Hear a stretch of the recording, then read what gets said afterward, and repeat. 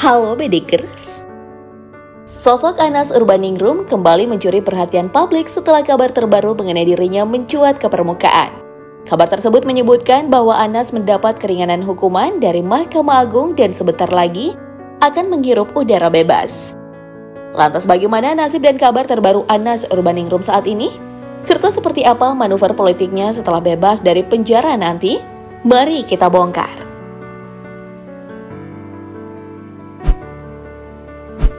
Sebagai seorang tokoh politik Indonesia, Anas Urbaningrum memiliki perjalanan karir yang penuh liku dan kontroversi.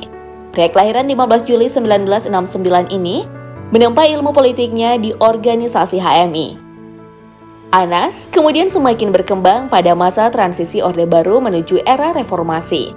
Ia banyak terlibat dalam membangun sistem pemilu baru, salah satunya menjadi anggota tim revisi Undang-Undang Politik dan Tim 7. Saat persiapan tahapan pemilu 1999, Anas bergabung dalam Tim 11 atau Tim Seleksi Partai Politik yang bertugas memverifikasi kelayakan data administrasi partai politik yang dapat ikut dalam pesta demokrasi tersebut. Karir Anas semakin bersinar pada tahun 2001. Ia dipercaya untuk mengemban amanah sebagai anggota Komisi Pemilihan Umum untuk menyiapkan pemilu 2004 saat itu. Anas dilantik langsung oleh Presiden Abdurrahman Wahid bersama dengan Ketua KPU Nazarudin. Namun keberadaan Anas di KPU tidak bertahan lama. Pria asal Blitar ini mengundurkan diri pada 8 Juni 2005 dan memilih bergabung dengan Partai Demokrat. Tak tanggung-tanggung, Anas langsung mendapatkan jabatan sebagai Ketua Divisi Otonomi Politik dan Daerah DPP Partai Demokrat. Hal ini tentunya membuat peluang karir politiknya makin terbuka luas. Terbukti saat ia mengikuti mencalonkan diri sebagai anggota Dewan pada pemilu 2009, mantan Ketua Umum PBHMI ini terpilih dengan memperoleh suara terbanyak untuk daerah pemilihan Jawa Timur 7. Ia pun menjadi Ketua Fraksi Demokrat di DPR RI periode 2009 sampai 2014. Posisi Anas di DPR dan partai terbilang sama strategisnya. Pada Kongres Partai Demokrat tahun 2010, ia mencalonkan diri sebagai Ketua Umum. Dan hasilnya, ayah beranak 4 ini berhasil mengungguli perolehan suara calon lain. Anas pun dilantik sebagai Ketua Umum Partai Demokrat periode 2010 hingga 2015. Ia menjadi salah satu ketua panitia termuda yang memiliki masa depan gemilang dalam kancah politik Indonesia. Anas bahkan sempat digadang-gadang menjadi bakal calon presiden pada Pilpres selanjutnya.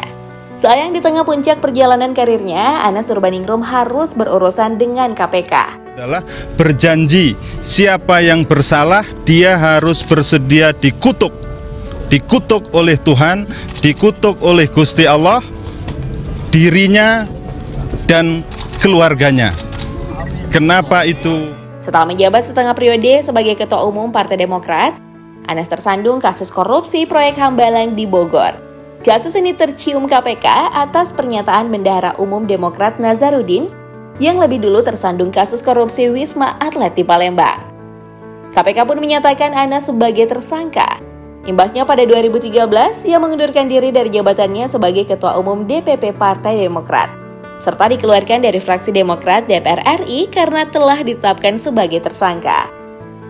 Suami dari Atia, Laila Atabik ini pun divonis bersalah dengan tuntutan 7 tahun penjara. Sialnya, hukuman Anas Urbaningrum malah semakin berat setelah kasasinya ditolak. Vonis barunya memutuskan yang mendapat hukuman 14 tahun penjara, serta denda sebesar 57 miliar rupiah. Mimpi Anas menjadi harapan bangsa pun terpaksa harus ia kubur dalam-dalam. Meskipun begitu, Anas terbilang sukses mengumpulkan harta kekayaan yang besar selama berkarir di dunia politik. Terbukti dalam catatan harta kekayaannya yang ia laporkan ke Komisi Pemberantasan Korupsi. Berdasarkan data dalam laman LHKPN KPK, Anas Urbaningrum tercatat melaporkan harta kekayaannya sebanyak 3 kali. Namun karena karirnya berhenti akibat kasus korupsi, laporan kekayaan Anas yang terakhir tercatat pada tahun 2010, saat awal menjabat sebagai anggota DPR RI. Dalam laporan tersebut, Anas Urbaningrum tercatat memiliki total harta kekayaan sebesar 5,3 miliar rupiah. Kekayaan fantastis ini terdiri dari harta tak bergerak berupa tanah dan bangunan sebanyak 7 unit. Yang tersebar di kawasan Jakarta Timur, Depok, serta yang paling banyak ada di Karawang, dengan total nilai sebesar 2,4 miliar rupiah. Kemudian ada aset harta bergerak yang terdiri dari logam mulia sebesar 3,3 juta rupiah, batu mulia senilai 2,7 juta rupiah, barang-barang seni dan antik seharga 5,5 juta rupiah, serta benda bergerak lainnya sebesar 81 juta rupiah. Harta Anas berikutnya berupa aset giro dan setara kas yang totalnya mencapai 1,7 miliar rupiah. Selain itu ada juga catatan kepemilikan alat transportasi milik Anas Urbaningrum yang terdiri dari 6 unit mobil dan 2 unit motor. Mari kita lihat koleksi mobil mewahnya satu persatu, mulai dari yang paling mahal. Yang pertama adalah mobil Toyota Harrier keluaran tahun 2009 dengan harga sebesar 400 juta rupiah. Kemudian Toyota Alphard buatan tahun 2007 seharga 300 juta rupiah. Berikutnya yaitu Toyota Kijang Innova tahun 2007 senilai 155 juta rupiah.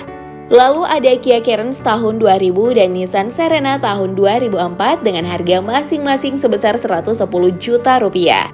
Dan yang terakhir, sebuah mobil klasik VW Kombi buatan tahun 1977 yang harganya sebesar 60 juta rupiah. Sebentar lagi Anas Urbaningrum akan melepas rindu dengan deretan koleksi mobilnya ini.